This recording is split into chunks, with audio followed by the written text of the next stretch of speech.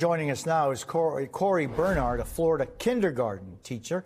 Corey, thank you for being with us. How are you and your colleagues preparing for this new school year with this new law in mind?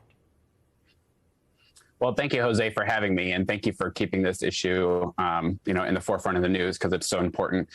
To answer your question about how we're preparing, I'm continuing to do the same thing that I always do every single year. Nothing has changed for me so far. I still have, my pictures of my partner and I outside of my classroom, and our school motto is family, memories, passion. And that's what I'm going to adhere to. And we all know that, we build relationships with our students to enhance our instruction. And when we do that, we do share our families with them. So I'm going to continue with the same, what I'm doing now, unless I'm directed otherwise by my supervisors. And Corey, Sam was talking about that this is more for many than just the K through 3, which is what this law specifically focuses on. Some see this, quoting Sam, is that some are telling him that it's almost like a bigger repercussion.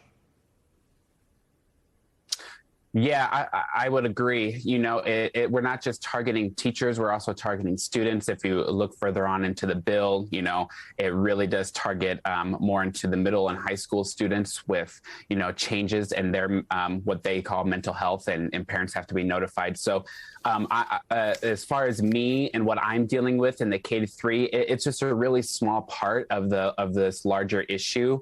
I mean, let's be honest. When I look at this bill, we are trying to take away gay rights. We are trying to dehumanize people, and it's our conservative politicians a way of saying, we're not okay with gay rights, with marriage equality, with diversity. We can read between the lines. And Corey, the last time you were on this program, you mentioned a key part of being an educator is fostering relationships with students and their families. How do you think that this is going to change that dynamic? It's going to put a lot of fear into a lot of LGBTQ plus teachers. Just knowing that, their discussion could be translated into what parents might say is instruction is just going to open the doors for potential lawsuits against teachers.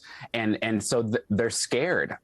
I'm scared for myself, but I also know that I have to stay true to who I am. And I just hope that other LGBTQ plus teachers can do the same, and that they have supportive staff, supportive colleagues, supportive supervisors and administration and school colleagues that'll be behind them.